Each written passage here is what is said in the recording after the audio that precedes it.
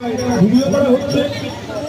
আমরা তিলোত্তমার বিচার চাইতে সবাই একত্রিত হয়ে যে মহা পদযাত্রা তোমরা তৈরি করেছো, বিচার চাই ছাত্র